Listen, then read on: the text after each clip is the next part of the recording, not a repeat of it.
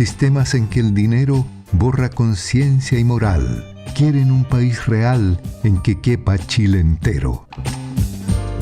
Conoce nuestra nueva sección ofertas, las más prestigiosas editoriales del mundo desde 20 y hasta 50% de descuento. Llegamos a todo Chile con espectaculares promociones también en despachos. Encuéntranos en prosaypolitica.cl y en nuestras redes sociales.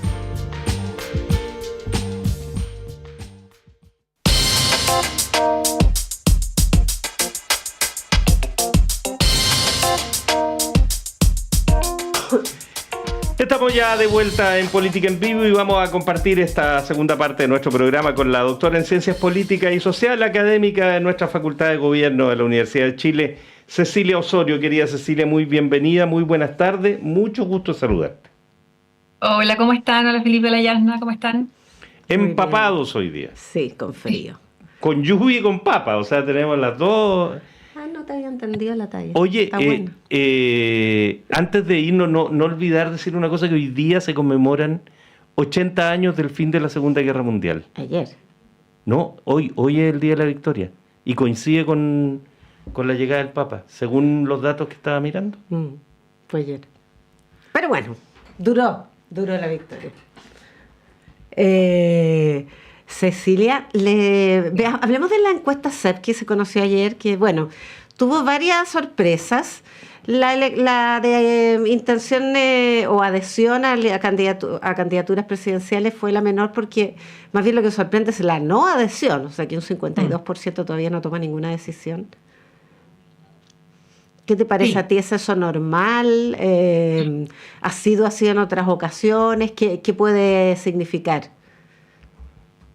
Yo creo que no me sorprende tanto, porque todavía hay demasiados nombres dando vuelta, y el hecho que tengamos la primaria también en un par de semanas más, creo que hace como que es razonable en el fondo no tener una posición tan clara al respecto. Ahora, de todas maneras, da cuenta de que está mucho más fluido en el fondo las posiciones en ese sentido, porque uno, independientemente de lo que dije recién, podría eventualmente tener una posición y ya tener un candidato, ¿no? O al menos una expectativa de quién pudiera ser, porque la pregunta también es, ¿quién cree usted que va a ser, no? Y también es el quien quisiera. Entonces, sí, creo que no me llama tanto la atención por ese contexto, no me llama tanto la atención en general por la crisis que tenemos en términos de atención a los temas políticos, pero creo que también es razonable en ese sentido. Sí, de todas maneras es un punto que vale la pena tener en consideración. Ahora, ¿cómo ves tú la posibilidad real de avance del sector oficialista, que aquí aparece muy desmejorado con relación a la derecha? Sí, bueno, ahí de nuevo, las primarias, yo creo que de hecho salió Winter diciendo que se realizaron, la encuesta Claro, que él no era candidato todavía. Exacto. Y sí, pues tiene un punto, digamos, en ese sentido, aunque claro, no sé cuánto lo va a modificar. Yo creo que en términos de la fortaleza de los candidatos vinculados al oficialismo, obviamente estamos en un escenario en el cual hoy al menos están corriendo un poco con desventaja, pero creo que todavía falta que esto se configure, falta que se pongan los temas los temas en la discusión, y que además veamos cómo se terminan de reorganizar las fuerzas. La verdad es que el escenario de las últimas semanas en la discusión respecto a los candidatos al oficialismo, si iba el del PS, no iba, todo ese escenario también yo creo que cansa y confunde bastante también, y evidentemente no fue positivo para el oficialismo. Y los dejan en esa posición un tanto incómoda. Obviamente no es una buena noticia el que vayan tan detrás, sin duda alguna no lo es. Ahora, tampoco de nuevo sorprende, porque no, digamos, si miramos los últimos, para atrás, digamos, no solamente estas últimas semanas, o cuando fue la medición de la SEP, tampoco hemos visto que realmente destaquen figuras desde el oficialismo como candidatos presidenciales fuertes. O sea, ahí hay un debe de toda la coalición, en el sentido de no construir y no heredar, ¿no? Candidatos o candidatas que realmente sean competitivos. Cecilia, de todas maneras en la encuesta se ve la, bueno, bajísima identificación política de los chilenos y las chilenas, pero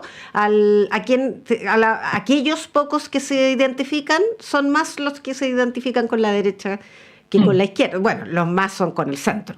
Pero en otros periodos de la historia reciente la identificación tendía más bien hacia la izquierda. Entonces, ¿qué es lo que está pasando? Hay parte de este ciclo, de este péndulo hacia la derecha, que también favorece la candidatura de Evelyn Matei.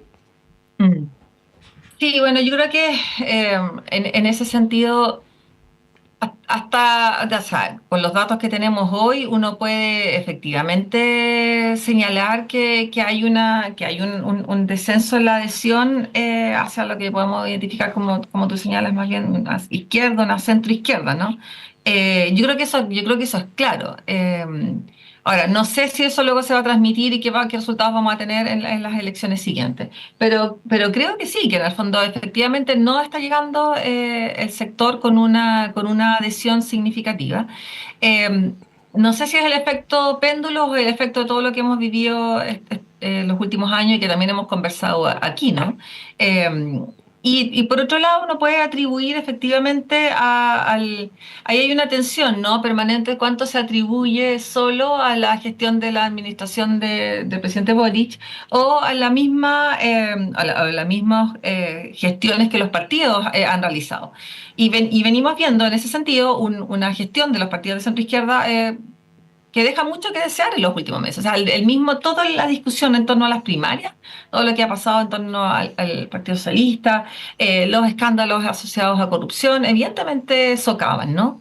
Y por otro lado tenemos todo este escenario global, y no solo global, sino también regional y global, digamos, para ponerlo más cerca, de un discurso político, por una parte, hacia la derecha, la extrema derecha, pero también, por otro lado, un discurso que tiende como a vaciar de lo político, ¿no? Este discurso que en realidad pareciera que lo que queremos es seguridad, lo que queremos es una serie de otras de mejoras en distintos ámbitos, pero no necesariamente es político. Y eso también está afectando, creo yo, nuestro debate. Y eso me parece súper complejo, sin duda alguna. Hay una tendencia también creciente a la distancia respecto a la democracia. Ese fue otro dato que nos llamó mucho la atención. 48% nomás. Claro, menos, o sea, es minoritaria la cantidad de gente que considera que la democracia es preferible. No es tan minoritaria, pero 48% es menos de la mitad. Sí. Que considera que la democracia es preferible a otro régimen. Sí. Sí, creo que esos datos y los datos que señalan el tema de que ante los temas de seguridad no importa el que se pasen a llevar ciertos derechos y ciertas libertades, Sí. Creo que son datos de todas maneras preocupantes, ¿no? Yo creo que efectivamente estamos, y por eso lo señalaba, en un contexto en el cual efectivamente las instituciones, o sea, tenemos una crisis. Bueno, esto lo hemos debatido bastante en la facultad y lo estuvimos debatiendo mucho el año pasado. Efectivamente, estamos en una crisis, eso es una de las tantas crisis, en términos de la confianza a la democracia y a las instituciones. Y creo que eso se refleja en ese porcentaje. Y es sin duda algo preocupante, que lamentablemente la respuesta es más democracia, más política, más discusión. O sea, en el fondo el problema es que la respuesta es más de lo que estamos tratando de dejar de lado, ¿no? Es más discusiones, más argumentaciones, más capacidad de diálogo, etcétera, ¿no? Cuando lo que estamos viendo es una simplificación de muchas temáticas y esta como parafernalia la política de soluciones simples a problemas súper complejos, ¿no? Y que además sabemos que es mucha parafernalia, que son anuncios, que son simplificaciones, generalizaciones, y que a la larga no van a resolver realmente problemas. Así. Pero además hay un argumento que yo he escuchado que me parece interesante también de ver, y es que la democracia se valora más cuando está efectivamente en riesgo o está en pérdida. Y que en ese momento se vuelve sobre la democracia como el espacio natural de convivencia. Sin embargo, si uno mira lo que pasa en El Salvador, por ejemplo, y uno dice, bueno, ahí democracia casi nada, y la popularidad de este señor no varía tampoco. Entonces parece ser que ese argumento también empieza a debilitarse o sigue estando ahí, a tu juicio, como una especie de resguardo finalmente. Claro, lo que pasa es que el caso de El Salvador es tenemos ya instituciones, el Estado ya absolutamente, digamos, la institucionalidad, la crisis es tan brutal que realmente en el fondo no hay otra como, o sea, no estoy justificando, pero estoy tratando de señalar que en el fondo ante estados tan debilitados no entra la discusión de lo que estamos señalando. Y creo que no estamos en ese no creo que estemos en nosotros en ese escenario, pero lo que sí se torna preocupante es que no atendamos a fortalecer las instituciones, porque finalmente sí, hay una percepción de que, ok, podemos valorar más la democracia si es que si es que está en peligro, pero para eso tenemos que en realidad también saber qué es lo que se pone en juego, qué es lo que se pierde cuando esa democracia está en peligro. Entonces, eso implica valorar las libertades, valorar el diálogo, valorar la toma de decisión, y que yo creo que son ámbitos que no están completamente perdidos en el contexto chileno, pero, pero pasan súper desapercibidos en la discusión. ¿A qué me refiero con esto? Pensando en la entrega del informe de la Comisión en torno al conflicto mapuche, Sí. Revisando todo lo que se hizo, hubo muchísima gente que participó en esas instancias. Hubo muchas instancias, hubo diálogos, hubo encuentros autoconvocados, hubo miles de minutos grabados y de discusión. Entonces, cuando uno luego te vas a terreno, digamos, y hablas y hay instancias, tú ves que las personas sí valoran en algunos ámbitos ciertos espacios de discusión y de diálogo y de participar. Pero eso está absolutamente separado de toda esta otra discusión y de otras tomas de decisiones más amplias. Y pareciera que están absolutamente, que son dos ámbitos completamente distintos. Entonces, lo que quiero decir es que, en el fondo, creo que hay una valoración desde la ciudadanía de esos espacios, pero al mismo tiempo estamos como absolutamente desconectados que eso tenga que ver con la política, con las grandes Pero, tomas de decisión. Parecía que no tuviera nada que ver. No sé si me expliqué bien, ¿eh? sí, pero cuando tú, algo, o sea, las decisiones políticas, particularmente en tiempos de campaña, se toman estudiando la opinión pública. O sea, yo me imagino que Evelyn Matei, cuando decide no apoyar esta propuesta de la Comisión de Paz y Entendimiento, que plantea soluciones, que es inédito, porque se habían hecho diagnósticos, se habían hecho reconocimientos de alta importancia, pero aquí se plantea un camino de soluciones y con una transversalidad política y cultural inédita. Muy significativa, sí. Entonces, cuando Evelyn Matei, que es una bandera favorita en las encuestas, decide que no va a apoyar eso, decide más bien tener una actitud recelosa, quiere decir que tiene elementos que la hacen pensar que esa actitud confrontacional es la mejor para ganar elecciones, ¿no? Sí, y que tampoco quiere hacerse cargo al respecto de nada de lo que obviamente hay que hacerse ahí, porque recordemos que esta comisión no es vinculante y por lo tanto el tema va a quedar puesto allí y vamos a ver qué es lo que propone el gobierno del presidente Boric al respecto, pero probablemente en el fondo es poco lo que va a alcanzar a hacer en lo que queda, y es algo que va a tomar o no va a tomar el próximo presidente o presidenta. Entonces, en el fondo también, creo que desde el punto de vista de la candidata, es preferible marcar ahí distancia completamente a tratar de comprometerse con algo que probablemente no va a hacer, menos desde su sector. Ahora, yo creo que efectivamente estoy de acuerdo, o sea, creo que ahí hay una tensión, porque efectivamente cuando tú simplificas esto y de nuevo no valoras lo mismo que tú señalabas, la transversalidad, la participación, la posibilidad de diagnóstico y solución ante un conflicto que es complejo, y lo radicamos todo de nuevo, no sé, en simplificarlo como el ámbito de la seguridad, anulas completamente un debate. Y eso está generando apoyo en ciertos sectores. Eso sin duda está ocurriendo, sí, estamos de acuerdo en eso, que eso es lo que es desde mi punto de vista peligroso.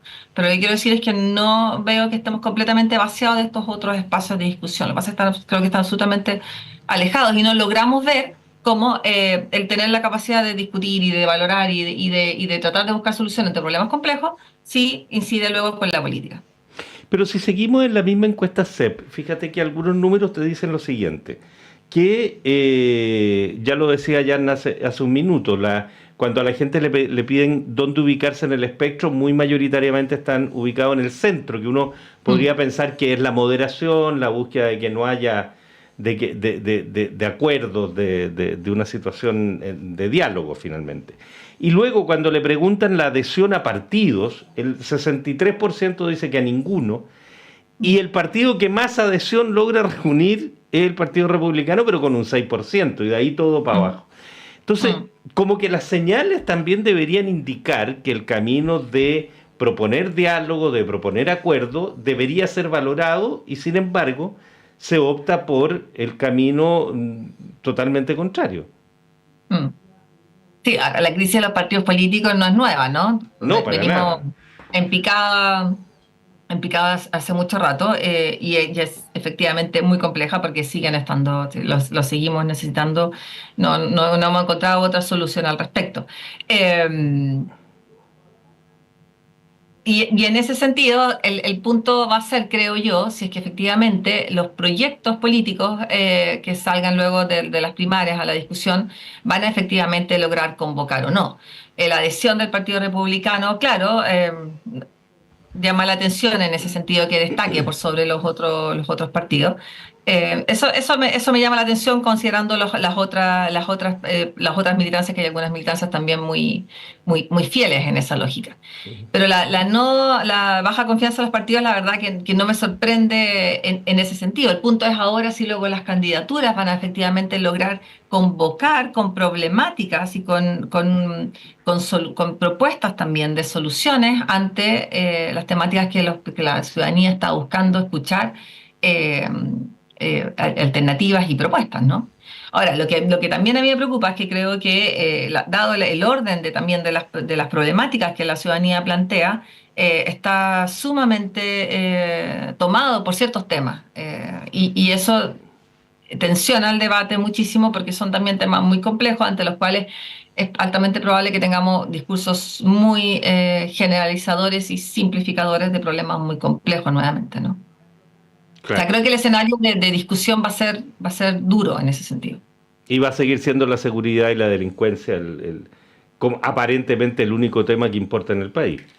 Claro, o sea, ahora en las primarias estaban comentando los candidatos hace unos días, no sé, las propuestas en torno a la baja en la natalidad, ¿no? Están como partiendo con los temas suavecitos, digamos, suaves, pero luego vamos a terminar con esas otras temáticas sin duda alguna.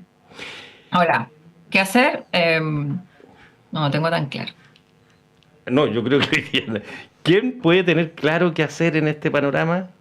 No, está complejo. Ahora, me llamó la atención, no sé si vieron ese dato de que pese a todos los otros problemas, no me acuerdo si un 70%, pero un porcentaje muy alto de las personas se sienten son muy felices. Somos muy felices y encontramos... Somos muy felices. Es muy raro. Es muy raro. Eso me llamó mucha atención. Claro, y cuando se pregunta por la economía del país, la inmensa mayoría dice que está destruida y un desastre. Sí. Y la propia está infinitamente mejor, entonces uno no cuesta entenderlo. Y están satisfechos, digamos, con su situación, lo cual también es interesante porque en el fondo, de nuevo creo que tiene que ver con esto, con esta como brecha, ¿no? Como que lo que está pasando en el sistema no tiene nada que ver conmigo. Es un poco lo que voy con lo del diálogo. Cuando somos capaces de dialogar en nuestro entorno, en la universidad, en el trabajo, en la comunidad, en el edificio, si eres capaz de tolerar o no el espacio del chat de los vecinos, eso tiene que ver con la política también. Entonces, a eso me refiero con como la brecha. Creo que hay algo interesante.